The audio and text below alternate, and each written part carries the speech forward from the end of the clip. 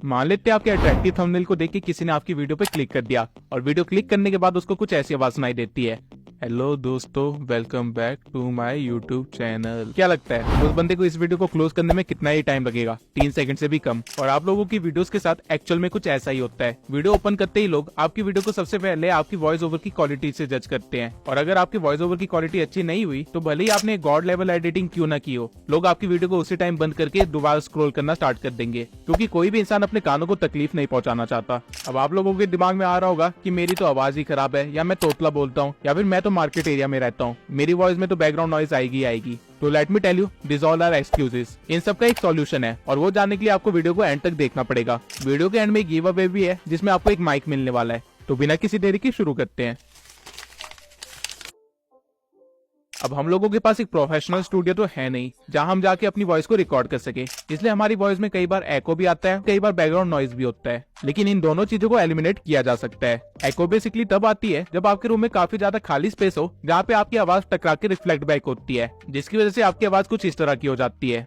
तो कैसी लगी मेरी आवाज? अब आप में से हर कोई अपनी वॉइस एक अलग जगह पे रिकॉर्ड करता है, तो एको को टैकल करने के लिए आपको अपनी जगह पे बस साउंड एब्जॉर्बर्स लगवाने पड़ेंगे। अगर आपका रूम बड़ा है और खाली है तो उसमें कर्टेन्स लगा दीजिए, और आसपास जितने हो सकते हैं उतने कपड़े फैला दीजिए, या फिर अपने रूम में सामान भर लीजिए जिससे आपका रूम खाली ना रहे। रूम जितना भरा हुआ होगा उसमें उतनी ही कम आवाज रिफ्लेक्ट बैक होगी और आपकी वॉइस में एको उतना ही कम होगा। और अगर आप एक प्रोफेशनल स्टूडियो बनाने का सोच रहे हैं तो आप ये अकाउस्टिक साउंड पैनल्स भी इस्तेमाल कर सकते हैं, जिससे आपकी वीडियोस काफी ज्यादा प्रोफेशनल भी लगेगी और आपकी आवाज एको भी नहीं होगी। आप जहाँ पे भी खड़े होकर अपनी वॉइस रिकॉर्ड करने वाले हो उसके सामने वाली दीवार पे आपको ये साउंड पैनल्स लगाने हैं, और आपके आसपास जो भी दीवार या दरवाजा हो उस पे ये साउंड पैनल्स लगा देना ताकि आपकी आवाज रिफ्लेक्ट बैक ना कर पाए। इसके सिवाय अगर आपको एक सस्ता जुगाड़ चाहिए स्टूडियो का, तो आप क्या कर सकते हैं कि आप अपनी अलमारी को खोल सकते हैं और वहाँ पे खड़े होकर अपनी वॉइस रिकॉर्ड करना स्टार्ट कर सकते हैं। अलमारी के अंदर कपड़े भरे हुए होंगे तो वो as a sound absorber work करेंगे, और अलमारी की स्पेस कम होगी तो वहाँ पे रिफ्लेक्ट करने के लिए ज्यादा एरिया मिलेगा ही नहीं।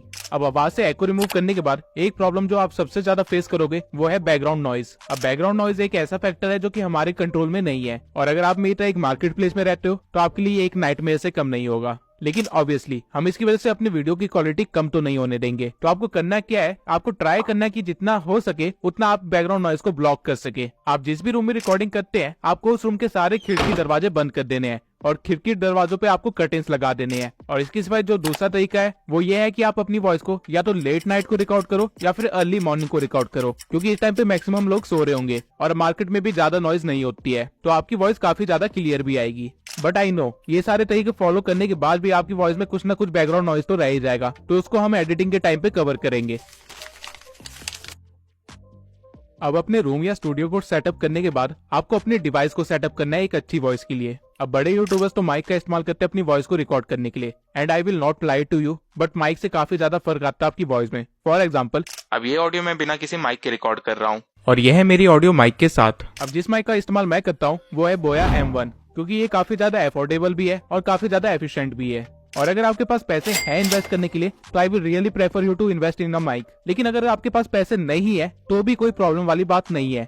मैंने अपने चैनल की स्टार्टिंग की 5 वीडियोस विदाउट माइक ही रिकॉर्ड की थी, और आप जाके उसकी वॉइस क्वालिटी देख सकते हैं। उस टाइम पे मैं अपनी वॉइस रिकॉर्ड करने के लिए एक एप्लीकेशन का इस्तेमाल करता था जिसका नाम है DAC-Force 2। अब आप जिस भी डिवाइस से अपनी ऑडियो रिकॉर्ड कर रहे हैं आपको उस डिवाइस को एक स्टेबल जगह पे रखना है, क्योंकि अगर आप उसको एक स्टेबल जगह पे नहीं रखेंगे तो आपकी ऑडियो के साथ कुछ ऐसा होगा। जब आप अपने फोन से आवाज रिकॉर्ड करते हैं तो आपने अपने फोन को हाथ में पकड़ा हुआ होता है, जिसकी पोजीशन हर एक ब्रेक के बाद चेंज होती रहती है, और ये चीज आपके वॉइस में साफ पता चलती है, शोइंग अनप्रोफेशनलिज्म। तो बेटर होगा आप अपने फोन को टिल्ट करके एक शेल्फ पे या फिर एक टेबल पे रख दीजिए, जिससे आपकी वॉइस में लेवल का फर्क नहीं आएगा। लेकिन स्टिल इसके बाद भी एक प्रॉब्लम जो आप लोग फेस करोगे वो है ये, जस्ट लाइक जैसे आपने मेरी आवाज में अभी एयर को सुना, ठीक वैसे ही आपके वॉइस ओवर में भी काफी ज्यादा फूक की आवाज आती है। तो अब इस चीज से छुटकारा कैसे पाएं? नॉर्मली जब भी आप एस या एफ वाले वर्ड बोल रहे होते हैं तो आपके मुंह से हवा भी निकलती है, जो कि आपका माइक रिकॉर्ड कर लेगा, क्योंकि आप अपने माइक के काफी करीब रह के वॉइस ओवर रिकॉर्ड कर रहे होंगे। तो अब इससे बचने के सिर्फ 2 ही तरीके हैं। पहला, या तो आप अपने फोन को इस तरह टिल्ट करके रखो कि वो डायरेक्टली आपके माउस से आवाज को कैप्चर करने की जगह नीचे से आवाज को कैप्चर करे, इससे आपके वॉइस ओवर में फूक वाला एलिमेंट नहीं आएगा। और दूसरा तरीका ये है कि आप थोड़े से पैसे खर्च करके एक माइक कवर खरीद लो, जो कि एज ए फिल्टर काम करेगा आपके वॉइस ओवर के लिए, और आपके मुंह से फूक वाली आवाज बिल्कुल भी कैप्चर नहीं होगी। लेकिन अगर आप पैसे खर्च नहीं करना चाहते हैं तो एक बहुत ही सस्ता जुगाड़ है,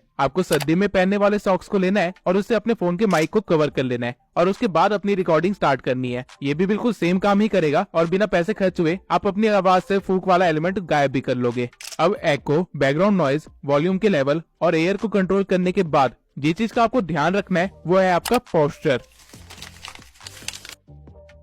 अब रूम और अपने डिवाइसेस को सेट करने के बाद आपको उस चीज को सेट करना है जो कि आपका वॉइस जनरेटर है और वो और कोई नहीं, आप खुद ही हो। अब अगर वॉइस आपके गले से जनरेट हो रही है तो ऑब्वियस सी बात है कि वॉइस को सेट करने के लिए आपको खुद को भी सेट करना पड़ेगा। अब मैं ये नहीं कह रहा कि आपको दूल्हे राजा बन के तैयार होना है, बल्कि मैं कह रहा हूँ कि खड़े होकर अपनी वॉइस को रिकॉर्ड कीजिए। अगर आप बैठ के अपनी वॉइस को रिकॉर्ड करते हैं तो आपका शोल्डर एरिया आगे की तरफ टिल्टेड होता है और आपका चेस्ट कंप्रेस्ड होता है, जिसकी वजह से आपकी आवाज दबी दबी सी आती है। वहीं अगर आप खड़े होके अपनी स्पाइन को सीधा रखने के बाद एक लंबी सांस ले और फिर अपनी वॉइस रिकॉर्डिंग स्टार्ट करे तो आपकी वॉइस में काफी ज्यादा फर्क आएगा, क्योंकि आपके शोल्डर सीधे हो चुके होंगे, आपका चेस्ट एरिया इंक्रीज हो चुका होगा और आपकी वॉइस में एक डेप्थ फील होगी। इसके सिवाय अगर आप चाहते हैं कि आपकी वॉइस में ट्रेवल ज्यादा है, यानी आपकी वॉइस ज्यादा क्रिस्पी लगे, तो आपको अपनी वॉइस तब रिकॉर्ड करनी चाहिए जब आप जस्ट सो के उठे ही हो, क्योंकि उस टाइम पे आपकी आवाज काफी ज्यादा डीप होती है और ट्रेवल उसमें काफी ज्यादा होता है और यही रीजन है कि लड़कियों को स्लीपी वॉइस पसंद आती है। सीक्रेट टिप रख लो। इसके सिवाय आप खाना खाने से पहले अपनी वॉइस रिकॉर्ड कर रहे हो या फिर खाना खाने के बाद अपनी वॉइस रिकॉर्ड कर रहे हो, ये भी एक बहुत ही इंपॉर्टेंट फैक्टर है, क्योंकि जब खाना खाने के बाद आप अपनी वॉइस रिकॉर्ड करते हो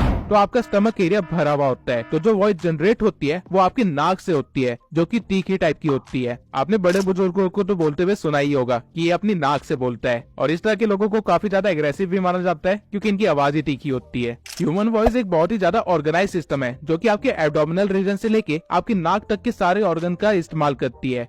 अगर आप सही तरीके से प्रैक्टिस करें तो इवन आप अपनी वॉइस को चेंज भी कर सकते हैं, लेकिन ये इस वीडियो का टॉपिक नहीं है। तो आपको बस इतना ध्यान रखना है कि आप खड़े होके अपनी स्पाइन को सीधा करके एक लंबी सांस लेने के बाद अपनी वॉइस को रिकॉर्ड करें, और अगर आप अपनी वॉइस में थोड़ा सा स्पाइस अप देना चाहते हो तो सोने के बाद अपनी वॉइस को रिकॉर्ड करना। इस सब के अलावा जब आप अपनी वॉइस को रिकॉर्ड कर रहे हो तो बीच बीच में पानी पीते रहना, वरना आपकी आवाज काफी ज्यादा ड्राई लगेगी, यानी कि आपकी वॉइस में एनर्जी कम होते हुए फील होगी। अब हमने सेटअप करने वाली जितनी भी चीजें थी वो सारी तो सेटअप कर ली, लेकिन अब आपको जिस चीज पे काम करना है वो है आपका वे ऑफ कम्युनिकेशन।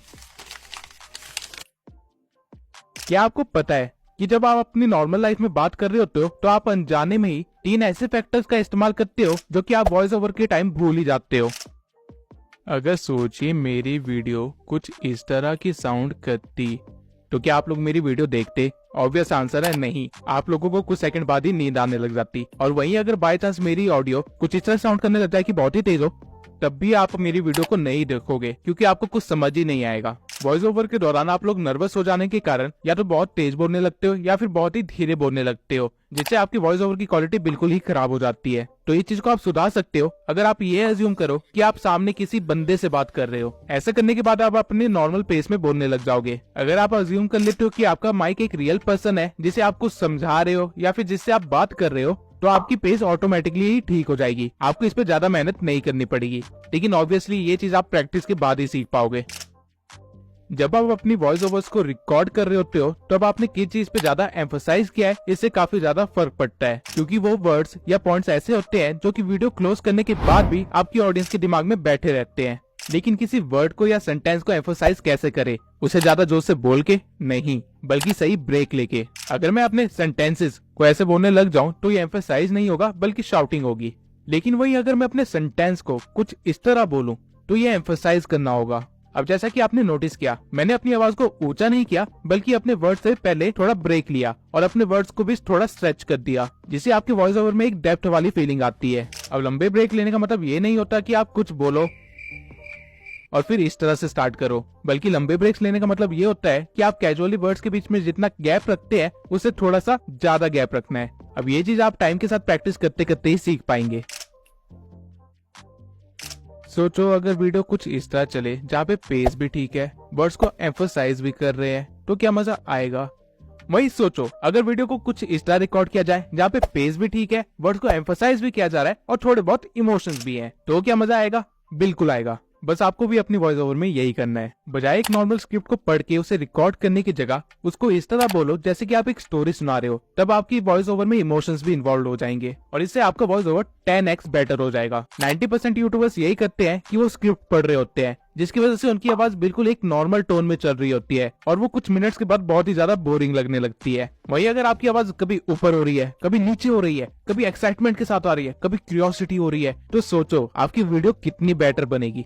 अब हो सकता है ये आपको थोड़ा बहुत ड्रामेटिक लगे, लेकिन यही चीजें आपकी ऑडियंस को आपकी वीडियो में बनाए रखती है। आपको बस इसको ज्यादा नहीं करना है, लेकिन थोड़ा इस वे में करना है कि क्यूरियोसिटी दिखा पाओ, इमोशंस दिखा पाओ, जैसे कि मैं अभी कर रहा हूँ। अब अभी तक मैंने आपको जितने भी पॉइंट्स बताए वो सारे आपकी वॉइस रिकॉर्ड करने के लिए थे और ये सिर्फ 50% ही काम था। अब बचा हुआ 50% करेंगे हम एडिटिंग। अब अगर आप एक फोन यूजर है तो मैं आपको सजेस्ट करूंगा कि लेक्सिस ऑडियो एडिटर को डाउनलोड कर लीजिए, और अगर आप एक पीसी यूजर है तो मैं आपको सजेस्ट करूंगा कि आप ऑडेसिटी को डाउनलोड कर लीजिए। ये दोनों ही काफी इजी टू यूज है और काफी ज्यादा एफिशिएंट भी है। लेक्सिस ऑडियो एडिटर को इंस्टॉल करने के बाद आप अपनी ऑडियो को यहाँ से इम्पोर्ट कर सकते हैं और फिर यहाँ पे 3 डॉट्स को क्लिक करने के बाद आपको इफेक्ट्स में चले जाना है, जहाँ पे आपको कई सारे इफेक्ट्स मिल जाएंगे जो आप अपनी वॉइस ओवर में दे सकते हैं। आपको ऑडेसिटी में ये फीचर यहाँ पे मिलेगा। अब मैं सारे इफेक्ट्स के बारे में तो बात नहीं करूंगा, लेकिन जो इफेक्ट्स आप बार बार यूज करोगे और जो आपकी वॉइस ओवर के लिए एक्चुअल में जरूरी है, मैं उनको एक्सप्लेन कर देता हूँ। सबसे पहला है हमारे पास नॉर्मलाइज, जिससे अगर आपकी वॉइस ओवर की वॉल्यूम बहुत ही ज्यादा है तो उसे आप कम कर सकते हैं। जैसा कि आप देख सकते हैं कि ये स्पाइक्स कितने ज्यादा कम हो गए हैं। उसके बाद है हमारे पास पिच। अगर आप एक टीनेजर है या फिर एक बच्चे हैं और आप चाहते हैं कि आपकी वॉइस ओवर में थोड़ा सा दम लगे, तो आप अपनी पिच वाली स्लाइड को इस साइड को ड्रैग कर सकते हैं। अब इस चीज को ज्यादा मत करना, वरना आपकी वॉइस ही खराब हो जाएगी। वहीं अगर आपकी वॉइस कुछ ज्यादा ही डीप है या फिर कुछ ज्यादा ही गहरी है, तो इस स्लाइडर को आप राइट साइड को ड्रैग कर सकते हो, जिससे आपकी वॉइस में थोड़ा सा कार्टूनिश या बच्चों वाला इफेक्ट आ जाता है। अगेन इसको ज्यादा ड्रैग नहीं करना है, वरना वॉइस खराब हो जाएगी। ये आप अपनी वॉइस के अकॉर्डिंग देख सकते हैं। पिच के बाद है हमारे पास नॉइज रिडक्शन। अब वीडियो की स्टार्टिंग में मैंने जो सारे ट्रिक्स बताए थे और जिसके बाद हमारे पास फिर भी बैकग्राउंड नॉइज बच गई थी, उसको आप यहाँ से रिमूव कर सकते हैं। जितना ज्यादा आप थ्रेशोल्ड को बढ़ाएंगे उतना ज्यादा ही वो बैकग्राउंड नॉइज को दबाएगा, लेकिन मेक श्योर ये भी अगेन ज्यादा मत करना, वरना वो आपकी वॉइस को भी कट करने लग जाएगा। उसके बाद है हमारे पास इक्वलाइजर एंड एम्पलीफायर। अब यही ग्राफ आपकी वॉइस के बेस एंड ट्रेबल को शो करता है। लेफ्ट साइड वाले जितने भी स्लाइडर्स है वो सारे आपके बेस को कंट्रोल करते हैं और राइट साइड वाले जितने भी है वो आपके ट्रेबल को कंट्रोल करते हैं। अब आप अपनी वॉइस के अकॉर्डिंग देख सकते हैं कि आपको बेस बढ़ाना है या ट्रेबल। अगर आप चाहते हैं कि आपकी वॉइस क्रिस्पी आए तो आप अपने ट्रेबल को बढ़ा सकते हैं। वहीं अगर आपको लगता है कि आपकी वॉइस ऑलरेडी काफी तीखी है तो आप अपने वॉइस में बेस को बढ़ा सकते हैं। अब ये टोटली आपके ऊपर है कि आपकी वॉइस कैसी है और आपको किस चीज को बढ़ाना है या कम करना है। अब इसके साथ आप आराम से एक्सपेरिमेंट कर सकते हैं और एक पूरा दिन लगा सकते हैं अपनी वॉइस को अच्छे से जानने के लिए, क्योंकि ये चीज आपको फ्यूचर में बहुत काम आएगी। अब इसके सिवाय यहाँ पे और कई सारे इफेक्ट्स हैं जिनको आप एक्सप्लोर कर सकते हैं, लेकिन इनकी जरूरत आपको नहीं पड़ेगी या फिर बहुत ही रेयरली पड़ेगी, तो ये टोटली आपके ऊपर है। अब अगर आप इन सभी एडिटिंग के झंझट से बचना चाहते हैं और अपनी वॉइस ओवर को डायरेक्टली एक प्रोफेशनल वॉइस ओवर बनाना चाहते हैं, तो आपको बस अपनी वॉइस ओवर को डाउनलोड कर लेना है और उसके बाद आ जाना है एडोबी पॉडकास्ट पे। ये वेबसाइट एक एआई वेबसाइट है जहाँ पे आपकी वॉइस से वो आपके बैकग्राउंड नॉइज को रिमूव कर देता है, आपकी फूक वाली आवाज को रिमूव कर देता है, साथ में आपकी वॉइस में ट्रेबल और बेस को अपने अकॉर्डिंग सेट कर देता है और आपकी आवाज टोटली ऐसे बना देता है जैसे आप किसी पॉडकास्ट में बैठे हो। यहाँ पे अपनी ऑडियो को अपलोड करने के बाद ये थोड़ा सा टाइम लेगा और आपको एक प्रोफेशनल वॉइस ओवर बना के दे देगा। अब हो सकता है कि इस वॉइस ओवर में बेस ज्यादा हो और आपको ज्यादा ट्रेबल चाहिए हो, तो आप वापस से अपने एडिटिंग सॉफ्टवेयर में आके ट्रेबल को बढ़ा सकते हैं और आपकी वॉइस क्रिस्पी बन जाएगी। अब यह है मेरी ऑडियो सारे ट्रिक्स और मेथड्स को इस्तेमाल करने से पहले, और यह है मेरी ऑडियो सारे ट्रिक्स और मेथड को इस्तेमाल करने के बाद जो मैंने ट्यूब सेंसर से सीखे हैं।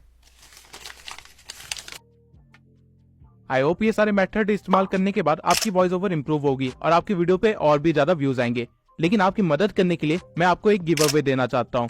अब गिव अवे अनाउंस करने से पहले मैं पिछले गिव अवे के विनर को अनाउंस करना चाहता हूँ, जिसको एनवांटो एलिमेंट्स का एक्सेस फ्री में मिलने वाला है। तो हमारे पिछले गिव अवे का विनर है ग्रोरिक। मैं ग्रोरिक से रिक्वेस्ट करूंगा कि वो मुझे इंस्टा पे डीएम करे ताकि मैं उनको एनवांटो एलिमेंट्स का सब्सक्रिप्शन दे सकूं। इसके सिवाय इस वीडियो की गिव अवे में मैं आपको बोया M1 माइक फ्री में दूंगा। गिव अवे में पार्टिसिपेट करने के लिए बस आपको एक अच्छा सा कमेंट कर देना है और चैनल को सब्सक्राइब कर देना है, और ठीक इसी तरह मैं अगली वीडियो में विनर को अनाउंस करूंगा।